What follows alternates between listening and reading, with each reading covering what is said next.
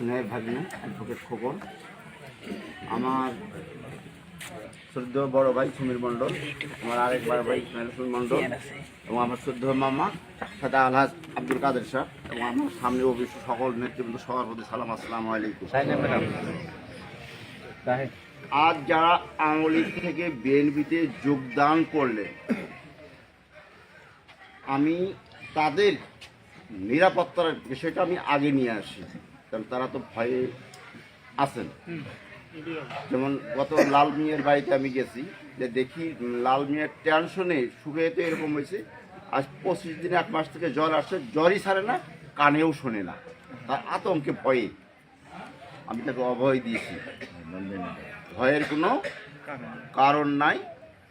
ও আমাকে আরও 6 মাস আগের থেকে বলছিল, ভাই আমি দলে যোগদান করতে চাই, আমাকে দলে যোগদান করে নেন, আমি বাজারমুখী মানুষ, আমি গ্রামে ঘরে বসে থাকি, আমি আর পারি না। সেদিন আমার ইউনিয়ন পরিষদের মিটিং ছিল, ইউনিয়ন নেতৃবৃন্দকে নিয়ে উপজেলা নেতৃবৃন্দ আসছিলেন, ওই মিটিংকে ওনাকে হাজির করেছে।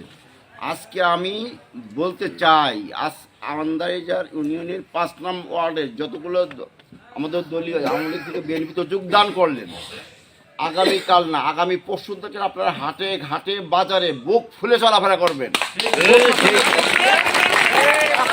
পরিমাণ তো শব্দ কেউ করবে না, তার কারণ আমি কেন পরশু দিন বললাম, আমি আগামীকাল ওসির সাথে বসবো, ওসির সাথে আমার কথা হয়েছে।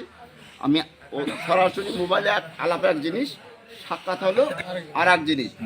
আগামীকাল ওনার সাথে বসে মিউচুয়াল করে নিব, আমার 5 নাম্বার ওয়ার্ড থেকে একটা কর্মী, আওয়ামী লীগের কোনো কর্মীকে যেন ধরা না হয়। আপনার অবাধে চলাফেরা করবেন, আগে যেভাবে করছেন এখনও তো সেভাবে করতে পারেন, সে ব্যবস্থা আগামী পরশু দিন থেকে চলাফেরা করেন। যদি কোনো পুলিশ ধরে, সে ধরে দায়ী আমি।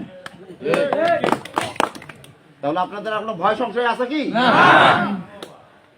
পরশু দিন থেকে স্বেচ্ছা বাজারে যাবেন, যেখানে খুশি সেখানে যাবেন, যদি কোনো পুলিশ ধরে সে দায়ভার আমার।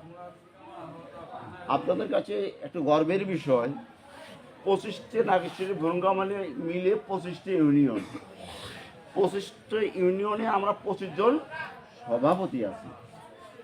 ইনশাল্লাহ এসপি সাহেব আমাকে বাই নেমেছিলেন, ডিসি সাহেব আমাকে বাই নেমেছিলেন, ওসি সাহেব ছিলেন, এবং আলাস সাইফুর রহমানের 25টা ইউনিয়নে যদি 2 জন না থাকুক, তার সবচেয়ে কাছের ভাব তার একজন হলাম আমি। যদি 25টি ইউনিয়নের 2টা সভাপতিও কাছে ভাবে, সেটা একটা হলাম আমি, আর একটা হলো কচাকাটা পোলা ব্যাপারী। তাহলে আমাদের সাথে আত্মার কতটা সম্পর্ক। আর আল্লাহ সাইফুর রহমান রানাকে যদি আপনারা এমপি হিসেবে পাঠাইতে পারেন, এখানে সর্বোচ্চ ভোট দিতে পারেন, ইনশাল্লাহ ভুরুঙ্গামারী উপজেলার এবং আন্দাজের 5 নম্বরে সবার আগে কাজ ধরো। মোগলকাটা থেকে মোগলকাটা থেকে এদিকে ঢুকে এদিকে কাস্টম মোড়, সেটা এই আগামী 26 সালে শুরু করবেন। 3 বছর 5 বছর পরে বয়স ওই বাড়তে হই সেটা না, 26 সালের 6 মাসের মধ্যেই, ভোটের পরে 6 মাসের মধ্যেই মোগলকাটা থেকে অবদা দিয়ে ধাওরাগটি এবং চরাঞ্চলে যতগুলো রাস্তাঘাট আছে, পাকার কাজ এবং ব্রিজের যেখানে দরকার হয় সেই কাজ আমি করে দিব। আপনারা ভালো করে জানেন, এই চরে কোনো রাস্তাঘাট ছিল না, অনেকেই কাটা দিয়ে রাখছে না, চলতে পারেন নাই, যেতে পারেন নাই, আবাদ বসন করে যেতে পারিনি। আমি নিজ অর্থায়নে রাস্তাগুলো করেছি, করি নাই? আমি যদি নিজের এখনো প্রতি বছর আমি এই রাস্তাঘাট, এলাকার রাস্তাঘাট রিপেয়ারিং এর জন্য 50,000 থেকে 1 লাখ টাকা নিজ অর্থায়নে বরাদ্দ রাখি, এবারও আমি করেছি। কাস্টমার ব্রিজ, কাঠের ব্রিজ, অনেক বড় ব্রিজ না, প্রায় 1,35,000 টাকা খরচ, সেখানে 1,015 টাকা আমি আশেপাশে থেকে তুলেছি, বাকি সমস্ত টাকা আমি একা দিয়ে সেই ব্রিজ কমপ্লিট করছি। এলাকাবাসী বন্যার সময় চলাচল করার সুবিধা হয় নাই? আপনারা যদি আল্লাহ সাইফুর রহমান রানাকে এখানে 2000 ভোট যদি কাস্ট হয়, এবং 2000 ভোট কাস্ট করাই লাগবে, 2000 ভোট 2500-এর মধ্যে কমপক্ষে 2000 ভোট কাস্ট করাই লাগবে। যারা ঢাকায় আছেন, বিভিন্ন জায়গায় আছেন, তাদেরকে যেভাবেই পারি আমরা বুঝায় বলে করে এসে ভোটটার ব্যবস্থা করাবো। এই 2000 ভোটের মধ্যে যেন কমপক্ষে 1800 ভোট আমরা আল্লাহ সাইফুর রহমানে দিতে পারি, তাইলে দেখবেন আমি এই 26 সালে নির্বাচন, 26 সালেই আপনাদের রাস্তাঘাটে কাজ ধরাবো ইনশাআল্লাহ। ঠিক। এখন আমি যদি চাই আমার চাওয়াটাই আগে পূরণ হবে। উনি নিজেও কথা দিয়ে গেছেন 26 সালে আমি এই 5 নম্বর ওয়ার্ডের কাজ শুরু করবো ইনশাআল্লাহ। তাহলে আমাদের কোন সংসার, আমাদের কি চাওয়া কি? রাস্তাঘাট উন্নয়ন। এখন তো কষ্ট করে চলাফেরা করতে পারে, বন্যায় আমাদের কি যে দুর্বিষহ কষ্ট। মঙ্গলঘাটা থেকে কাজে বাড়ি আসতে অবস্থা খারাপ। নাজেহাল অবস্থা। আমরা যদি মঙ্গলঘাটা থেকে মাঝিটারি পর্যন্ত ধাওয়ারাঘাটের মতো পাকা রাস্তা পাই, এদিক দিয়ে ব্রিজ হয়ে রাস্তা পাকা কাজ করতে পারি, আমাদের আর কোনো সমস্যা আছে? থাকবে না। এটা তো আমাদের এলাকার উন্নয়ন হবে, এটা তো আছেই। তার পরবর্তী কাজ হবে আমার ছোট ভাই মিনাজ মেম্বার যেটা বলে গেলেন, প্রত্যেকটা পরিবারের ফ্যামিলি কার্ড হবে।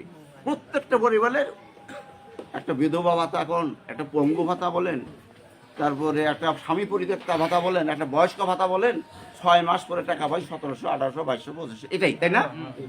আর উনি যে প্রণোদনা দিবেন, ওনার কথা হইল প্রত্যেকটা পরিবারে প্রতি মাসেই 2000 থেকে 2500 টাকা হয় মাল নেবে, নয়তো নগদ টাকা নেবে। প্রতি 2025 টাকা পাইলে ওই পরিবার মহিলার উপকার হবে না? অবশ্যই। এই কথাগুলো যদি সুন্দর করে প্রত্যেকটা পরিবারকে আমরা বোঝাইতে পারি, এই মা বন্ধুকে ওরা ব্যস্ত টিকিট আখেরাতে দিবে, আর আমরা এরা আগে আল্লাহ যদি হায়দ্রাবাদে রেখে 10 দিন ইনশাল্লাহ ক্ষমতায় আসবেই, ইনশাল্লাহ আসবেই। কিন্তু আমরা যদি রানাকে পাঠাইতে পারি, আমাদের সবচেয়ে বড় কথা হলো আমরা অতি দ্রুত এই ফ্যামিলি কার্ডটা দিয়ে এলাকার গরিব দুঃখীদের উপকার করতে পারবো।